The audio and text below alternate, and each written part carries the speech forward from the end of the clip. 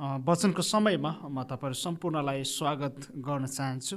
हामीले विगतका हप्ताहरूदेखि नै क्रिसमस सम्बन्धी वचनलाई हेर्दै आइरहेका छौँ अनि हामीले सुरुमा हेरेका थियौँ कि क्रिसमसको प्रतिज्ञा जुन उत्पत्ति 3:15 लिएर हामीले हेरेका थियौँ। त्यसपछि क्रिसमसको प्रचारको बारेमा हेरेका थियौँ अनि त्यो प्रतिज्ञा गरिसकेपछि परमेश्वरले कसरी अगमवक्ताहरूद्वारा विभिन्न कालखण्डमा मानिस जातिलाई त्यो प्रतिज्ञाको प्रचार गर्दै आउनुभयो भन्ने कुराहरूको बारेमा हेरेका थियौँ। त्यसपछि आज चाहिँ हामी परमेश्वरले जुन प्रतिज्ञा गर्नुभएको थियो त्यो कसरी पुरा भयो भन्ने कुरा अर्थात् त्यसको प्रतिज्ञाको पूर्णताको बारेमा अर्थात् क्रिसमसको पूर्णताको बारेमा हामी हेर्न गइरहेका छौँ। म तपाईँहरूको माझमा मत्ती 2:10 र 11 सर्वप्रथम पाठ गर्न चाहन्छु। यहाँनिर यो कुरालाई हामी हेर्नेछौँ र त्यसपछि हामी वचनमा अगाडि जानेछौँ। तपाईँहरूको माझमा सर्वप्रथम म 2:10 र 11 पढ्न चाहन्छु।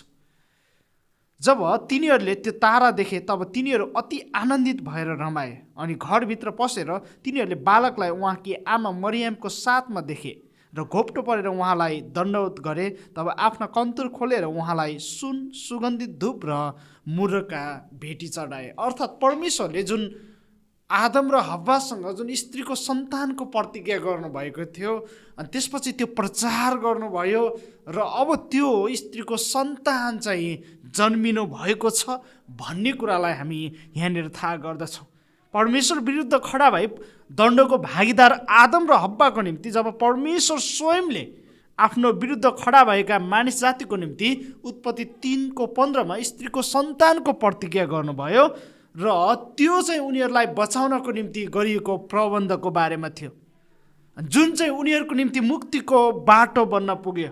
अब त्यो स्त्रीको पुत्र प्रतिज्ञा मात्र गरिएन, प्रचार मात्र गरिएन, तर त्यो स्त्रीको सन्तान साँच्चीकै एक कन्या स्त्रीबाट जन्मिनु भएको छ। लुका 2:1-7 हेर्दै गर्दा यहाँनिर यो कुरा बताउँदछ कि ती दिनमा कैसर अगस्टसले तिनको सारा साम्राज्यमा जनगणना लिनु भन्ने हुकुम जारी गरे। कुरेनियस सिरियाका हाकिम हुँदा यो पहिलोपल्टको जनगणना थियो। सबैजना नाउँ दर्ता गराउन आफ्नो सहर गए।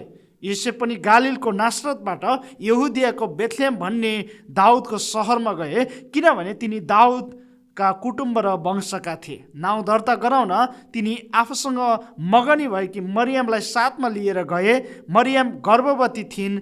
तिनीहरू त्यहाँ भएकै बेला मरियमको बालक जन्माउने बेला आयो। तिनले आफ्नो जेठो छोरा जन्माइन् र उहाँलाई लुगाले बेरेर डुरमा राखिन् किनकि तिनीहरूका निम्ति पौवामा ठाउँ थिएन।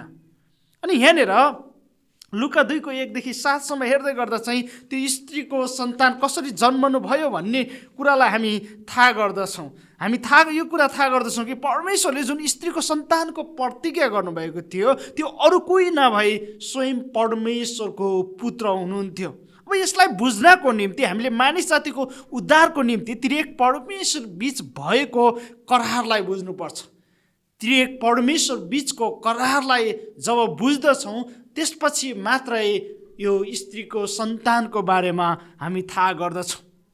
जब परमेश्वरले मानिस जातिलाई बचाउनको निम्ति पिता परमेश्वर, पुत्र परमेश्वर र पवित्र आत्मा परमेश्वरले जब करार बाँध्नुभयो त्यो मानिस जातिको उद्धारको निम्ति त्यो कसरी चाहिँ मानिस जातिको निम्ति प्रबन्ध गरियो अर्थात् मानिस जातिको उद्धारको निम्ति उहाँहरूले चाहिँ कसरी चाहिँ एकअर्का माझ त्यो सल्लाह भयो भन्ने कुरालाई हेर्दै गर्दा हामी थाहा गर्दछौँ कि पिता परमेश्वरले मानिस जातिको उद्धारको योजना कोर्नुभयो अनि पुत्र परमेश्वरले त्यो उद्धारको योजनालाई पुरा गर्न मानिस स्वरूप लिएर जान्छु भनी भन्नुभयो। अनि त्यसपछि पवित्र आत्मा परमेश्वरले चाहिँ त्यो उद्धारको योजनालाई पुरा गर्न चाहिने सहायता म गर्नेछु भनेर भन्नुभयो। अर्थात् त्रिएक परमेश्वर बीच जुन करार बाँधियो त्यो चाहिँ मानिस जातिलाई उद्धार गर्नको निम्ति थियो अनि पिताले जुन उद्धारको योजना कोर्ने काम गर्नुभयो। अब त्यहाँनिर चाहिँ अनि त्यसपछि पुत्रले त्यो योजनालाई म पुरा गर्न म जानेछु भन्नुभयो र त्यसपछि पवित्र आत्माले त्यस योजनालाई म पुरा गर्नको लागि चाहिने सहायता म गर्नेछु भन्नुभयो। परमेश्वरले जब उद्धारको योजना बनाउनु भयो त्यहाँ चाहिँ मानिस पापमा फसेको कारणले गर्दा मानिसलाई उद्धार गर्नको निम्ति अर्को मानिसले नै त्यसको जिम्मा लिनु पर्दथ्यो, अर्थात् त्यस मानिसले नै अर्को मानिसलाई छुटकारा दिन सक्दथ्यो। अर्थात् त्यो मानिस जातिले जुन सुरुको मानिसले जुन पाप गर्यो त्यसको निम्ति अर्को मानिसले त्यहाँनिर दण्ड भोग्नु पर्दथ्यो, त्यसपछि मात्रै त्यो मानिस छुटकारा पाउँदथ्यो। त्यस कारणले गर्दा अब त्रिएक परमेश्वरको जुन मानिस जातिको निम्ति उद्धारको योजना भने त्यो अनुरूप येशू ख्रीष्ट मानव स्वरूप लिएर जन्मनको निम्ति कुनै स्त्रीको आवश्यकता पर्यो। किन भन्दाखेरि अब पिताले जब योजना कोर्नुभयो त्यसपछि त्यो योजनामा त्यहाँनिर आदम र हब्बाले जुन परमेश्वरको व्यवस्थालाई भङ्ग गरेका थिए, परमेश्वरको कानुनलाई तोडेका थिए, त्यसको निम्ति कोही मानिस भएर नै त्यहाँनिर जानु पर्दथ्यो। अर्थात् त्यो मानिस पाप रहित हुनु पर्दथ्यो र पाप रहित त्यहाँनिर चाहिँ मानिसले नै ती पापी मानिसको सट्टामा रगत बगाउनु पर्दथ्यो। अर्थात् त्यो पाप रहित मानिसले नै जुन व्यवस्थालाई चाहिँ भङ्ग गरेका थिए कसैले चाहिँ उनीहरूको निम्ति त्यो व्यवस्थालाई पुरा गरिदिनु पर्ने थियो। अब त्यसको निम्ति मानिस बन्नु पर्ने थियो। जब परमेश्वर पिताले यो कुरालाई बताउनुहुन्छ त्यसपछि पुत्रले भन्नुहुन्छ त्यसको निम्ति म जानेछु, अर्थात् म मानिस बनेर म संसारमा जानेछु, त्यसको जिम्मा मलाई दिनुहोस्, म मानिस जातिको पापकोबाट उनीहरूलाई बचाउनको निम्ति म मानिस बनेर जानेछु भनेर भन्नुभयो। अनि पवित्र आत्मा परमेश्वरले त्यो उद्धारको योजनालाई पुरा गर्नको निम्ति म सहायता गर्नेछु भनेर बताउनु भयो। जस कारणले गर्दा अब उहाँ संसारमा आउनको निम्ति मानिस बन्नको निम्ति कुनै स्त्रीको कोखको आवश्यकता पर्यो। अब त्यो स्त्रीको कोखको आवश्यकता परेको कारणले गर्दा हामी देख्दछौँ कि मरियम नामक एक स्त्रीको कोखलाई प्रयोग गर्ने योजना बनाई ती स्त्री कहाँ स्वर्गदूत पठाई उनलाई त्यस उद्धारको योजनाको बारेमा बताइयो। अर्थात् मानिस भएर जन्मनको निम्ति एउटा स्त्रीको कोखको आवश्यकता थियो।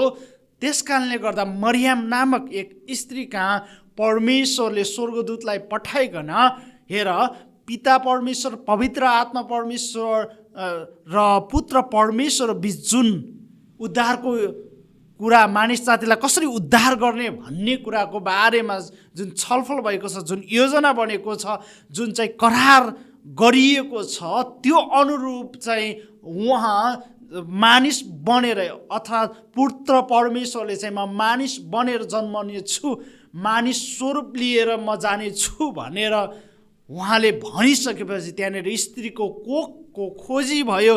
त्यो अनुरूप चाहिँ यहाँनिर मरियमको कोखको लागि परमेश्वरले स्वर्गदूत पठाए त्यो कुरालाई स्पष्ट पार्नुभयो।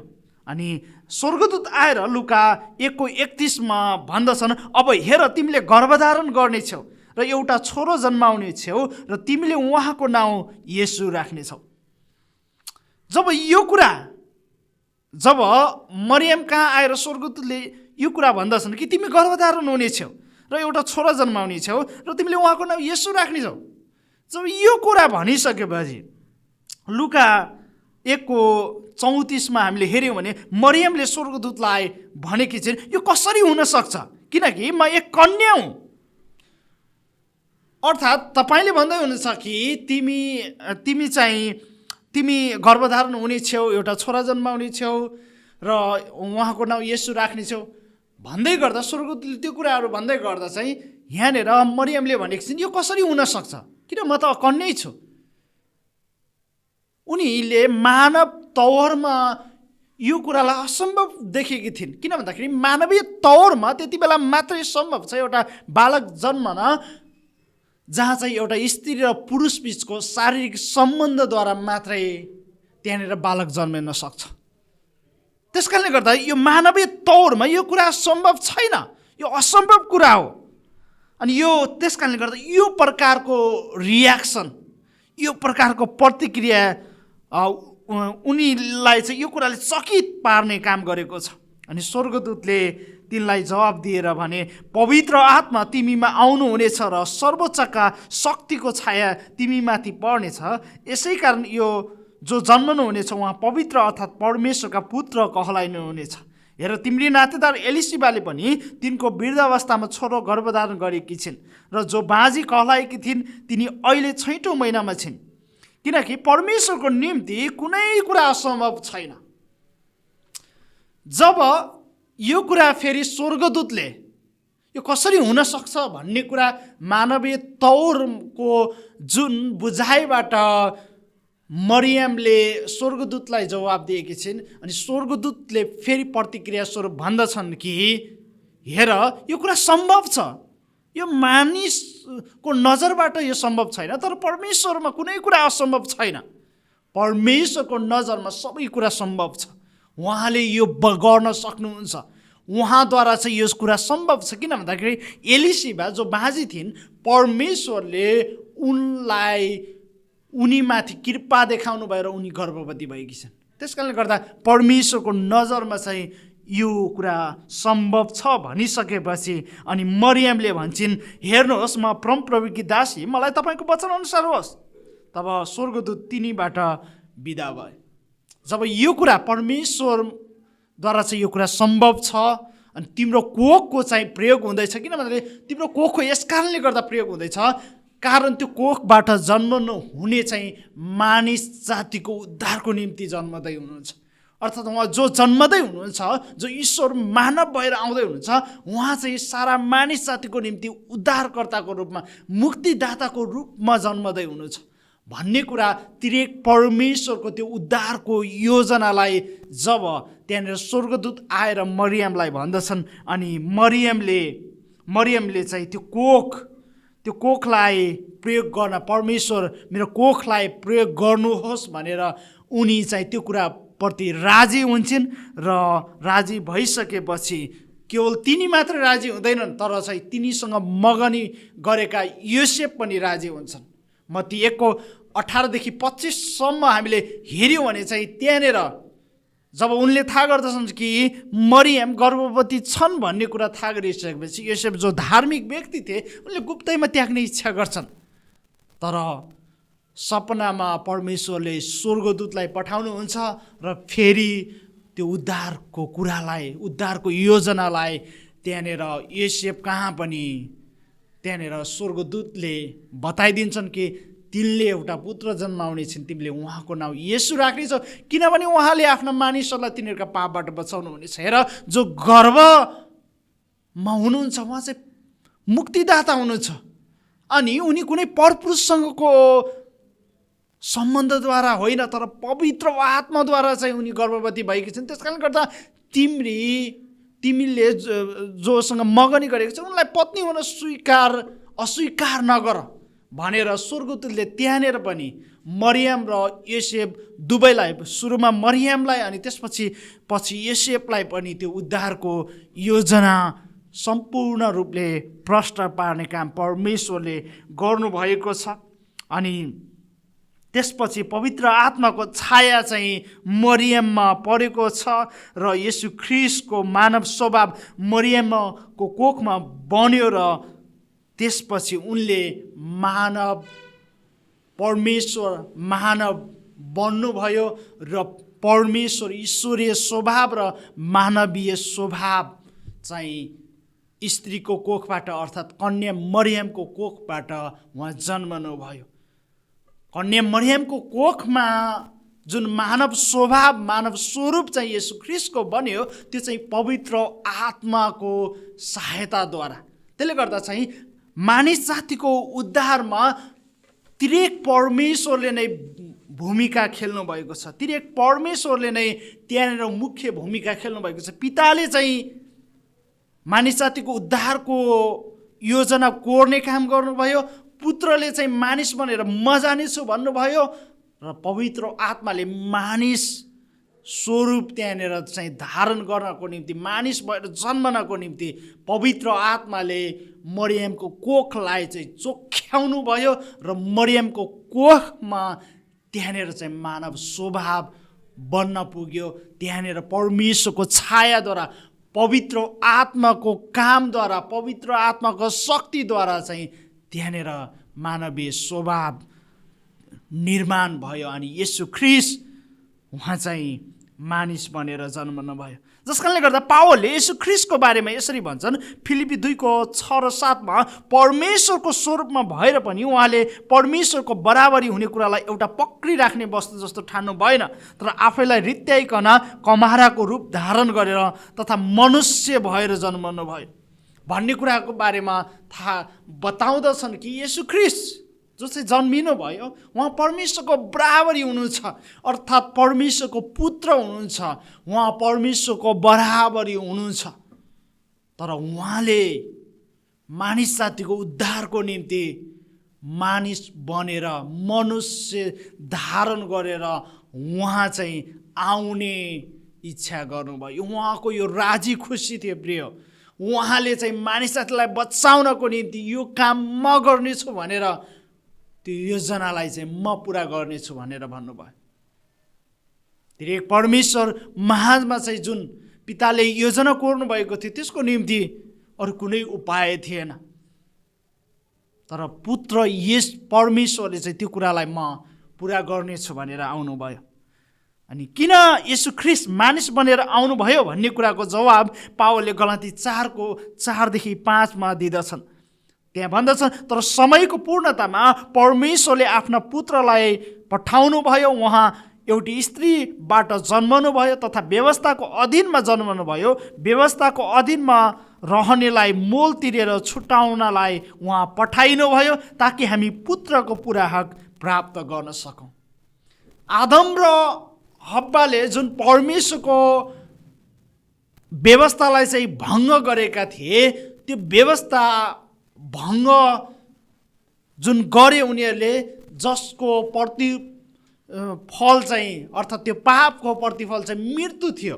तर त्यो मृत्युबाट बचाउनको निम्ति केवल एउटा मात्रै उपाय, एउटा मात्रै बाटो भनेको कोही मानिस अर्थात् पापरहित मानिस बनेर आउनु र त्यो पापरहित मानिसले चाहिँ उनीहरूको सट्टामा त्यो व्यवस्थालाई चाहिँ पुरा गर्नु, व्यवस्थालाई पालन गर्नु, पूर्ण रूपमा व्यवस्थालाई पालन गर्नु र उनीहरूले जुन व्यवस्था भङ्ग गरेका थिए त्यसको दण्ड, त्यसको सजाय चाहिँ रगत बगाउनु अर्थात् मूल्य चुकाउनु, त्यो दण्ड भोग्नु।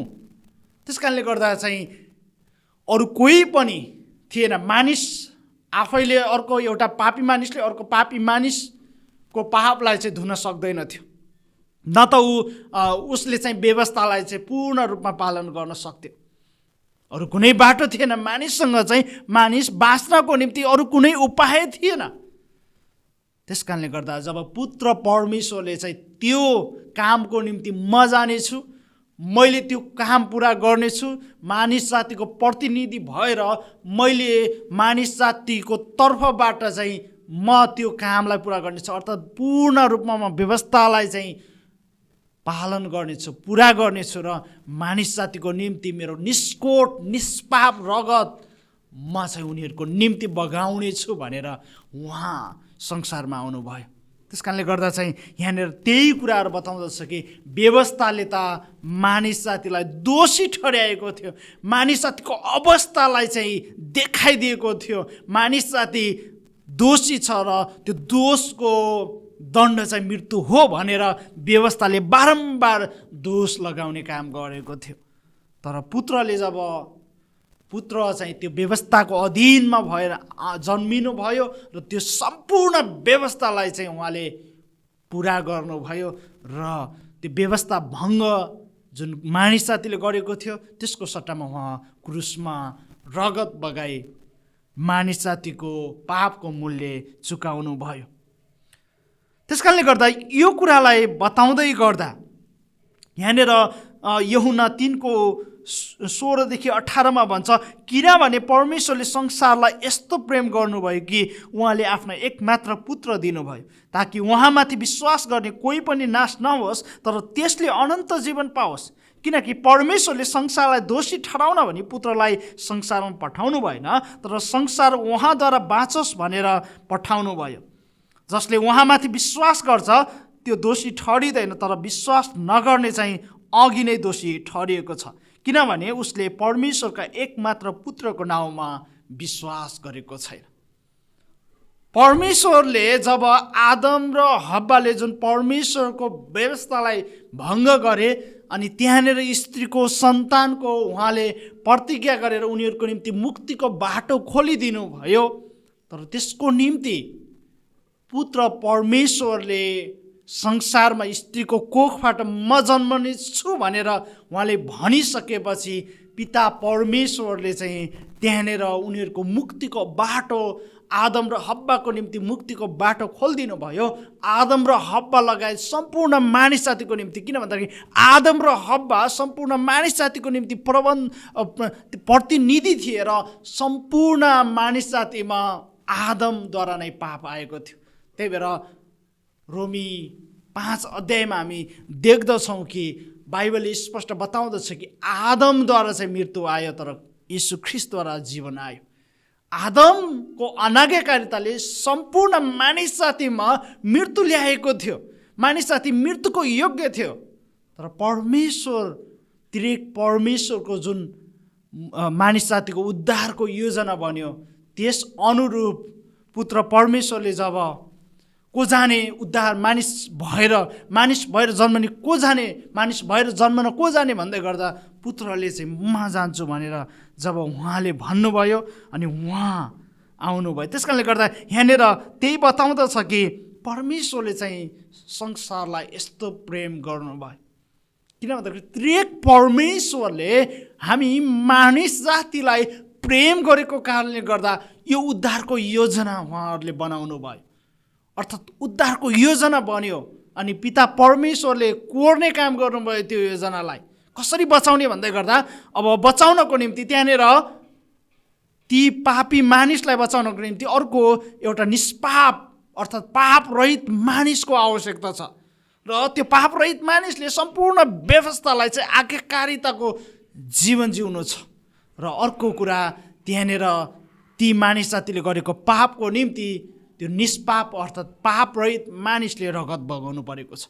यसको निम्ति अरू कुनै छैन, अरू कुनै उपाय छैन भन्दै गर्दा चाहिँ पुत्र परमेश्वरले यसको निम्ति म जानेछु भनेर भन्नुभयो। अनि त्यो अनुरूप जुन आदम र हव्वाको निम्ति जुन प्रतिज्ञा गरियो प्रिय, अनि त्यो प्रचार गरियो र अब त्यो चाहिँ पूर्णता भएको छ, त्यो चाहिँ पुरा भएको छ। त्यस कारणले गर्दा हाम्रो निम्ति क्रिसमसको आनन्दको सुसमाचार यो हो कि ईश्वर मानव बनेर आउनुभयो, अर्थात् उहाँ चाहिँ संसारलाई दोषी ठहर्याउन होइन तर संसार उहाँद्वारा बाँचोस् भनेर आउनुभयो।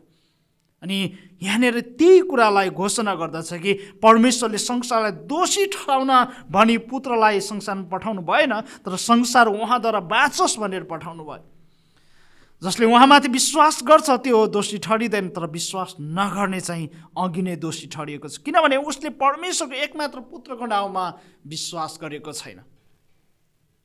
अब प्रबन्ध जुटिसकेको छ, त्यो प्रबन्धमाथि हामीले विश्वास गर्नुपर्नेछ। अर्थात् पुत्र संसारमा आउनुभएको छ दोषी ठहराउन होइन, तर चाहिँ उहाँ अर्थात् न्याय गर्नको निम्ति होइन, नाश गर्नको निम्ति होइन। परमेश्वरले आफ्नो पुत्रलाई संसारलाई नाश गर्नको निम्ति पठाउनु भएन, तर संसारलाई उहाँद्वारा चाहिँ संसार बाँचोस् अर्थात् मानिस जाति बाँचोस् भनेर पठाउनु भयो। जो पापमा छन् ती पापी मानिसहरू जो चाहिँ मुक्तिदाता हुनुहुन्छ, मुक्तिदातामा विश्वास गरेर बाँचोस् भनेर परमेश्वरले आफ्नो पुत्रलाई पठाउनु भएको छ भने त्यो चाहिँ हाम्रो निम्ति क्रिसमसको सन्देश हो, क्रिसमसको पूर्णता हो। क्रिसमसको जुन प्रतिज्ञा गरेको प्रचार गरेको त्यसको पूर्णता चाहिँ यो हो कि येशू ख्रीष्ट कन्या मरियमद्वारा जन्मनु भयो, अर्थात् उहाँले मरियमको कोखलाई त्यहाँनिर प्रयोग गरिकन मरियम त्यो प्रति राजी भइकन त्यहाँबाट उहाँ जन्मनु भयो। त्यस कारणले गर्दा उहाँ मानव भएर हाम्रो माझमा आउनुभएको छ कि ताकि हामी मानिसहरू परमेश्वरमा जुन सम्बन्ध तोडिएको थियो त्यो सम्बन्धमा जोडियौँ। ईश्वर मानव बन्नुभयो ताकि उहाँले चाहिँ मानिस जातिको तर्फबाट र परमेश्वर तर्फबाट दुवै तर्फबाट मध्यस्थता गर्न सक्नुभएको होस्। फेरि मानिस जुन सम्बन्धबाट ऊ चाहिँ खसेको थियो, जुन सङ्गतिबाट चाहिँ ऊ बिछोडिएको थियो, फेरि त्यो सम्बन्धमा ल्याउनको निम्ति, त्यो सङ्गतिमा जोड्नको निम्ति येशू ख्रीष्ट ईश्वर मानव बन्नुभयो। अनि आज हाम्रो निम्ति आनन्दको समाचार यही नै हो प्रिय हो कि हाम्रो मुक्तिको निम्ति चाहिँ बाटो खोलिएको छ। मुक्तिदाता मानिस बनेर आउनुभएको छ। उहाँले क्रुससम्मै उहाँ आज्ञाकारी हुनुभएको छ र क्रुसमा उहाँले रगत बगाउनु भएको छ हाम्रो प्रतिनिधि भएर। त्यस कारणले गर्दा अब हामी जसले उहाँमाथि विश्वास गर्छ उनीहरू दोषी ठहरिँदैन, तर विश्वास नगर्ने मानिसहरू चाहिँ दोषी ठहरिन्छ। तपाईँ मध्ये कोही चाहिँ जसले येशूलाई प्रभु भनेर विश्वास गरेको छैन भने तपाईँको निम्ति मौका छ कि उहाँमाथि विश्वास गर्दा तपाईँ दोषी ठहरिनुहुने छैन। तर यदि विश्वास गर्नुहुन्न भने तपाईँ दोषी ठहरिनुहुनेछ। त्यो दोषको परिणाम चाहिँ मृत्यु हो, त्यो चाहिँ अनन्त मृत्यु हो। त्यस कारणले गर्दा आज यो मौका तपाईँलाई छ। आज नै तपाईँले चाहिँ त्यो पुत्रलाई चाहिँ चुम्बन गर्नुहोस्, किन भन्दाखेरि पुत्र अब परमेश्वर पुत्र चाहिँ उहाँ मानिस बनेर आउनुभएको छ। उहाँमाथि विश्वास गर्नुहोस् र हामी जसले उहाँमाथि विश्वास गरेका छौँ यो मुक्तिको खबर चाहिँ अरू मानिसहरूलाई बताउँ जसले यो मुक्तिको खबर सुन्न पाएका छैनन्। अरू मानिसहरूलाई भनौँ कि मुक्तिदाताको जन्म भएको छ, ईश्वर मानव भएर जन्मिनु भएको छ र सम्पूर्ण मानिस जातिको निम्ति चाहिँ यो एउटा अवसर छ कि उहाँमा विश्वास गर्नु। उहाँमा विश्वास गर्दा चाहिँ हामी दोषी ठहरिने छैनौँ, तर उहाँमा विश्वास नगर्दा हामी दोषी ठहरिनेछौँ। हाम्रो निम्ति मुक्तिदाता आउनु भएको छ भनेर घोषणा गरौँ। हुन्छ, हामी वचनलाई यहीँ राख्नेछौँ।